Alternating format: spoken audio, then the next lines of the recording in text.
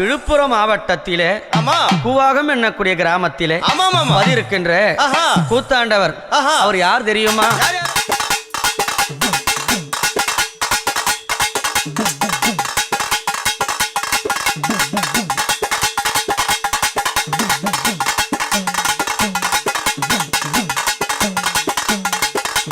World ஃபுல்லாக இருக்க திருநங்கைகள் அனைவரும் வந்து நம்ம கோவிலில் தாலி கட்டுற நிகழ்வு தானே. தாலி கட்டி தாலி அறுக்கிற நிகழ்வு. நேற்று பார்த்தீங்கன்னா இந்த உலகத்தில் உள்ள அனைத்து திருநங்கைகளும் வந்து தாலி கட்டிருப்பாங்க. அது மட்டும் இல்லாமல் ஆண்களும் தாலி கட்டியிருப்பாங்க. ஆண்கள்லாம் வந்து ஏன் தாலி கட்டுறாங்கன்னு பார்த்தீங்கன்னா அவங்க ஏதாவது ஒரு வேண்டுதல் வச்சிருப்பாங்க. ஒன்று குழந்தை பாக்கியம் இல்லை திருமண பரிகாரம் அப்படின்னு சொல்லிட்டு ஏதாவது ஒரு வேண்டுதல் வச்சிருப்பாங்க. அந்த வேண்டுதல் வந்து நிறைவேறிடுச்சுன்னா அதுக்காக வந்து அவங்க தாலி கட்டி தாலி அறுக்கிற நிகழ்வு நடக்கும். இது எதனால வந்து தாலி கட்டுறாங்கன்னு பார்த்தீங்கன்னா மகாபாரத போரில் பாண்டவர்கள் கௌரவர்கள் 2 பேருக்கு போர் வருது இல்லைங்களா? அந்த போரில் பாண்டவர் வெற்றி பெறணுன்றதுனால அரவானை பலி கொடுக்குறாங்க. அரவானை பலி கொடுக்கறதுனால அப்ப என்ன பண்றாரு, அரவான் போயிட்டு கிருஷ்ணர் கிட்ட 3 வரம் கேட்கிறாரு. முதல் வரம் திருமணம் ஆகணும்னு கேட்கிறாரு. இதுல முதல் வரத்துல திருமணம் ஆகணும்ன்றப்ப நாளைக்கு சாக போறவனுக்கு இன்னைக்கு யாராவது பொண்ணு தருவாங்களா? தரமாட்டாங்க. அதனால பகவான் கிருஷ்ணரே மோகினி அவதாரம் எடுத்து திருமணம் பண்றாரு. ஆண்ல இருந்து பெண்ணா மாதிரி திருமணம் பண்றதுனாலதான் அந்த திருநங்கை அனைவரும் இங்க வந்து தாலி கட்டுற ஒரே காரணம். இந்த ஆண்கள் வந்து ஆண்ல இருந்து பெண் வேறு அவங்க வந்து வேலை வெட்டும் போடுவாங்க, இல்லை ஒன்லி ஷேவ் மட்டும் பண்ணிட்டு கூட தாலி கட்டுவாங்க. வணக்கம், எப்படி போயிட்டு இருக்கு உங்களுக்கு? ஃபர்ஸ்ட் பார்க்குறீங்க, நேற்று அவ்வளோ ஹாப்பியாக சந்தோஷமாக ஜாலியாக இருந்தோம். எனக்கு அது எல்லாமே ஒரு கனவாக போயிடுச்சு. இது ஒரு நாள் மட்டும் நீங்கள் நினைக்கிறீங்க கிடையாது. எல்லா டிரான்ஸ்ஜெண்டர் லைஃப்லேயும் இது ரெகுலராக நடக்கிற ஒரு எல்லாருமே டெய்லியும் ஒருத்தனை நம்பி இல்லை யாரையாச்சும் லவ் பண்ணி ஏமாந்து இந்த மாதிரி தான் அழுந்துட்டு இருக்காங்க. இன்னைக்கு வெளிப்படையாக அழுறாங்க. எவ்வளோதான். ஏன் டிரான்ஸ்ஜெண்டர்னா மட்டும் இந்த மாதிரி ஏமாத்துறாங்க? டிரான்ஸ்ஜெண்டர் ஃபர்ஸ்ட் ஆஃப் ஆல் வீட்டை விட்டு அவங்க வெளியே வந்தோடனே இப்போ ஒரு பொண்ணை வந்து லவ் பண்ணுறாங்க. அந்த பொண்ணை அந்த பையன் ஏமாத்தினா வீட்டில் சப்போர்ட் வருவாங்க. டிரான்ஸ்ஜெண்டருக்கு யார் சப்போர்ட்டுக்கு வருவாங்க? இவளை கேட்கறதுக்கு யார் இருக்காங்க? நம்ம யூஸ் பண்ணிக்கலாம், எல்லாம் முடிச்சிடலாம், லாஸ்ட்டில் கழட்டி விட்டுடலாம், அவ்வளோதான்.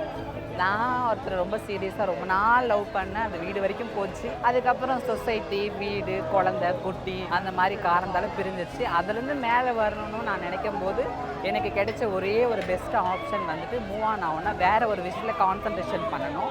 நல்லா கான்சன்ட்ரேட் பண்ண நல்லா மேலே வந்துட்டு யாரையும் நம்புறதா இல்லை. ஆனால் நிறையா குழந்தைகள் வந்து தாலி கட்டிட்டு வராங்க. அவங்க குழந்தைங்களாம் வந்து எதுக்காக வந்து அறுக்குறாங்கன்னு பார்த்தீங்கன்னா அவங்க வந்து வேண்டியிருப்பாங்க. ஒன்று குழந்தை பாக்கியம் இல்லாமல் இருந்திருக்கும் ஆண் குழந்தைங்களுக்கு. அப்போ அந்த ஆண் குழந்தைங்களை வந்து இங்கே நம்ம கோவில் எட்டுன்னு வந்து வளையல் அதெல்லாம் போட்டு ஒரு பெண் மாதிரி அவங்களா ஒரு இது பண்ணி அதில் வந்து ஆண்லேருந்து பெண்ணாக மாற்றுற மாதிரி மாற்றி ஒரு கல்யாணம் பண்ணுறது. அவங்களுக்கு குழந்தை இல்லாமல் இருந்திருக்க குழந்தைய வந்து பிறந்துட்டா அந்த குழந்தைய வந்து கட்டிக்க சொல்கிறேன் அப்படின்ற மாதிரி தான் கட்டுவாங்க. ஆனால் இந்த கம்பத்தோட சிறப்பு அம்சம்னா என்ன? இந்த கம்பம் பார்த்தீங்கன்னா அது வெள்ளிக்கால் சொல்லுவாங்க. இது வந்து எங்கே இது வந்துன்னா வெள்ளிக்கிழமை வந்து கட்டுறது. இதை வந்து வெள்ளிக்கிழமை இந்த இடத்துல எடுத்து வந்து நடுவாங்க. இந்த கால் நடுறதுக்கு முன்னாடி ஊரில் வந்து ஒரு இது இருக்குது. அங்கே பார்த்தீங்கன்னா ஒரு பாலி ஒன்று விட்டுருப்பாங்க. அதுதான் முதல் திருவிழா ஸ்டார்டிங்கில் ஆரம்பத்தில் விடுறது. அந்த இடத்துல அதை விட்டுட்டாங்கன்னா அதுல வந்து ஊரில் யாருமே தாளிக்க மாட்டாங்க. இது 7 ஊர் எல்லையை சார்ந்த கோவில். 7 ஊரில் எங்கேயுமே தாளிக்க மாட்டாங்க. தாளிக்காம வேறு குழம்புக்கு வந்து அந்த எண்ணெய் கடுகு போட்டு தாளிக்கிறாங்க. அதுக்கு முன்னாடியே அவங்க தாளிச்சு வச்சிருப்பாங்க. அந்த இதை இது பண்ணி இந்த கம்பம் நிறுத்தினதுக்கு அப்புறம் தான் இந்த கம்பத்தை என்னைக்கு நிறுத்துறாங்களோ அதுக்கப்புறம் வந்து சில வீட்டில் தாளிப்பாங்க. சில வீட்டில் வந்து தேருக்கு கம்பம் நிறுத்தினா தாளிப்பாங்க. சில பேர் வந்து இங்கிருந்து தேர் போயிட்டு தேர் அங்கே போயிட்டு கம்பம் கழுவுனா தான் தாளிப்பாங்க. அந்த நிகழ்வுல இது ஒரு முக்கியமான கம்பம். இந்த கம்பத்துல தான் திருநங்கைகள் அனைவரும் தாலி எடுத்து போடுற ஒரு கம்பம். இப்போ பார்த்தீங்கன்னா இந்த மஞ்சள்லாம் இருக்கு பார்த்தீங்களா? இந்த மஞ்சள்லாம் வந்து ஏதுன்னு பார்த்தீங்கன்னா இந்த திருநங்கையெல்லாம் தாலி கட்டுற மஞ்சள் தான். இதை தான் நம்ம கோவிலில் வந்து பிரசாதமாக தருது. நீங்கள் கோவிலில் போனீங்கன்னா வீராகந்தங்கன்னு சொல்லுவாங்க. அது வந்து இந்த மஞ்சளில் செய்யறது தான். ஸோ இது ஒரு பிரம்மாண்டமான திருவிழா. இது ஒரு 14 நாள் நடக்கும். இதில் ரொம்ப ஸ்பெஷல் வந்து உலக அளவில் இருக்க தமிழ் வாழ் திருநங்கைகள் அண்ட் நிறைய பூனேயில் இருக்காங்க, மும்பையில் இருக்காங்க, மலேசியாவில் இருக்காங்க. எல்லாரும் இங்கே வருவாங்க. இது தீபாவளி பண்டிகை மாதிரியும் இருக்கும். ஒரு மிகப்பெரிய நிகழ்ச்சி எல்லாமே இருக்குது. மக்களுக்கு இங்கே வந்து கூத்தாண்டவர் வந்து நேற்று தாலி கட்டினாங்க, இன்றைக்கி வந்து தாலி அறுக்கிறாங்க. ஸோ நான் வந்து கம்யூனிட்டி பேசிஸில் எப்படி என்ன பண்ணுறாங்க அப்படிங்கிறது பார்க்க வருது. இது எனக்கு வந்து திருநங்கையாக இருந்தும் எனக்குள்ள ஒரு கேள்வி இருக்குது. இவங்க எப்படி தாலி கட்டிட்டு நாளைக்கு அழுகுறாங்க அப்படிங்கும்போது அந்த அழுகை எங்கேருந்து வருது அப்படின்னு நான் ஒரு காணலில் பார்க்கும் பொழுது அவங்க ஏமாந்துருக்காங்க, லைஃப்பில் கைவிடப்பட்டிருக்காங்க, வாழ்க்கையில் எதுவுமே கிடைக்கல, சமுதாயத்தில் எதுவுமே இல்லைங்கும் பொழுது அவகிட்ட இத்தினூண்டு இருக்க அந்த ஒரு ஹோப்பும் இல்லாத ஒரு வாழ்க்கையில் என்ன நினச்சி நான் வாழ போகிறேன், எதுக்காக வாழ போகிறேன் அப்படிங்கிற அவளோட பெண்மையின் ஒரே ஒரு சாய்ஸ். அவள் எடுத்தது பெண்மை, திருடலை, யாரையும் இது பண்ணலை. பட் அந்த ஒரு காரணத்துக்காக அவள் இவ்வளோ கஷ்டப்படணுமா அப்படிங்கிற அந்த அவல நிலையை தான் நான் பார்க்குறேன். எனக்கு ரொம்ப ஹார்ட்ஃபுல்லாக, எனக்கு ஃபுல்லாக ரொம்ப ஹெவியாக இருக்குது. யா நாளைக்கு இவங்க எல்லாரும் இதை கடந்து ஒரு ஓகே லைஃப்பில் நான் அழுதுட்டேன், ஓகே அடுத்து என் வேலையை பார்க்குறேன்னு மூவ் ஆன் ஆவாங்கன்னு நினைக்கிறேன். ஸோ இது ஒரு மிகப்பெரிய விழா அண்ட் இதற்கு நிறைய கவர்மெண்ட், சொசைட்டி, த வில்லேஜஸ் எல்லாரும் சப்போர்ட் பண்ணுறாங்க. Especially lot of police supporting and thanks for that. Thank you.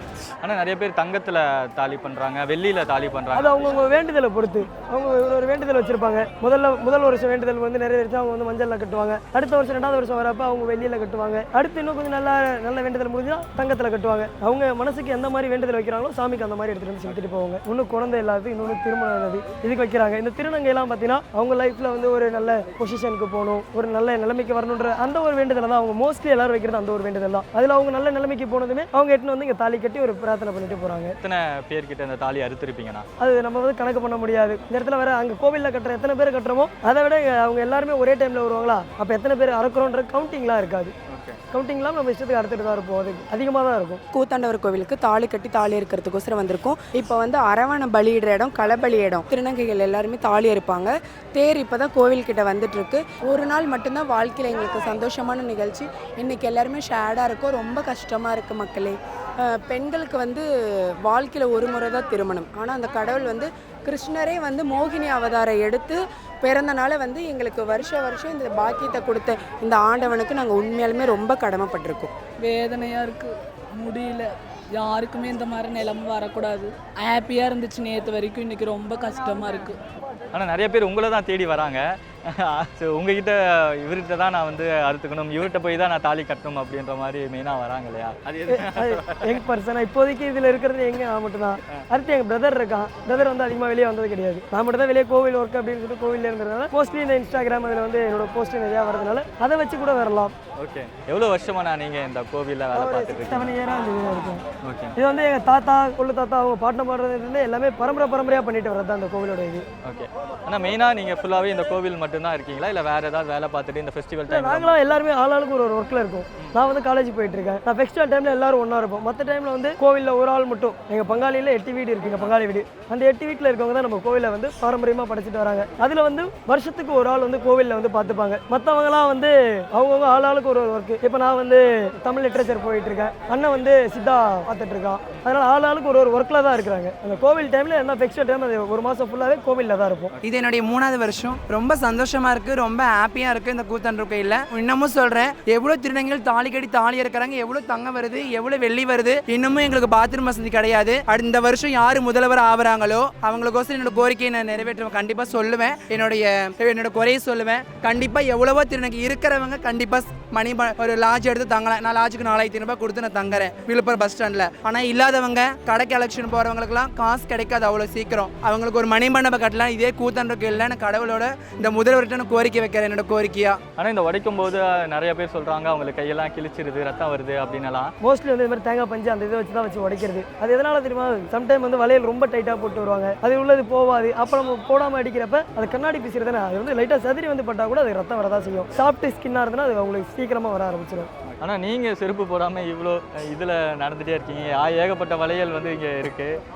உங்களுக்கு அதெல்லாம் இல்லை? நமக்கு வந்து அது கடவுள் மேலே ஒரு நம்பிக்கை. ப்ளஸ் வந்து நான் வந்து அதில் பழகிட்டேன். மெயின் ரீசன் அதில் பழகினதுனால அதில் எப்படி நடக்கணுன்ற ஒரு நேக்கு தெரியும். அதனால அது நமக்கு எதுவும் தெரியல. ஆனால் நம்ம குடும்பத்தில் வந்து பரம்பரையாக வந்து பண்ணிட்டு இருக்காங்க. ஆனால் புதுசாக வர ஜென்ரேஷனுக்கு அதிகமாக இந்த கோவில் மேலே எல்லாம் வந்து இந்த ஆன்மீகத்து மேலேயெல்லாம் வந்து நாட்டம் இருக்காது, பக்தி இருக்காது. உங்களுக்கு எப்படி நான் அந்த ஒரு ஆன்மீகத்து மேலே பக்தி வந்து நீங்களும் சரி நம்ம அப்பா வழியிலேயே நம்ம தாத்தா வழியிலேயே நம்மளும் போகலாம் அப்படின்னு சொல்லி தோணுச்சு?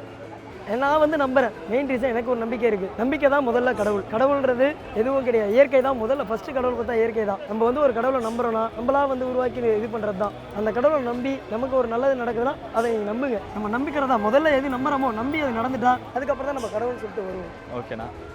யூஸ்வலாக இங்கே நிறைய பேர் வர்றது திருநங்கைகள் மட்டும்தான் வந்துட்டு இருக்காங்க. ஆனால் இப்போ இந்த சோசியல் மீடியாவில் இந்த வீடியோஸ் எல்லாம் பார்த்ததுக்கப்புறம் நிறையா மக்களும் வர ஆசைப்படுவாங்க இல்லையா? அது மாதிரி நம்ம மக்களும் வரலாமாண்ணா இந்த கோயிலுக்கு? கம்பல்சரி வரலாம். நீங்கள் இப்போ பார்க்குறதுல 50% மட்டும்தான் திருநங்கை இங்கே வருவாங்க. மிச்சம் எல்லாமே இந்த உள்ளூரில் இருக்க ஆண்கள் பெண்கள் பொது பீப்புள் மட்டும்தான் வருவாங்க. அவங்களுக்கு அடுத்து தான் அதுக்கடுத்து தான் இப்போ தான் திருநங்கை க்ரௌட் அதிகமானதுக்கு ரீசன் இப்போ ஒரு 10 இயர்ஸ் மட்டும், ஒரு 10 இயர் அதுக்கு முன்னாடி இருந்தால் இப்போ க்ரௌட் அதிகமாச்சு. அதுக்கு முன்னாடிலாம் வந்து இந்த உள்ளூர் பீப்புள் தான் அதிகமாக இருப்பாங்க. ஒரே ஒரு பாயிண்ட் மட்டும்தான், எங்களுக்கு எங்கள் பெரியவங்க ரோல் மாடலாக நிறைய பேர் இருக்காங்க. வாழ்க்கையிலே ஜெயிச்சு காட்டணும், யாருக்கிட்டையும் ஏமாறக்கூடாது. நம்மளை நம்பி வர இளம் திருநங்கைகளுக்கு நம்ம வழி காட்டணும், அது மட்டும்தான். கிரிஞ்சா இருக்கலாம், இல்லை பூமராக இருக்கும், எனக்கு தெரியல. டிரான்ஸ்ஜெண்டரை லவ் பண்ணால் ஏமாத்தாதீங்க, ஏமாத்தணுன்ற மைண்டோட லவ் பண்ணாதீங்க. கையை பிடிக்கணும், கல்யாணம் பண்ணணும், அப்படின்னா மட்டும் பண்ணுங்க. எங்களுக்கு அதுதான் பெரிய வழி. ஓகே, இன்னும் உங்களுக்கு இந்த காதல் மேலே நம்பிக்கை இருக்கா? கண்டிப்பாக இல்லை, காதல் இல்லை. நான் எங்கள் அப்பாவை நேசிக்கிறேன், எங்கள் அம்மாவை நேசிக்கிறேன், என் தங்கச்சி நேசிக்கிறேன், என் சிஸ்டர்ஸ் எல்லாரையும் நேசிக்கிறேன், என் பொண்ணுங்களை எல்லாரையும் நேசிக்கிறேன். இந்த லவ் அதை விட சூப்பராக இருக்குது.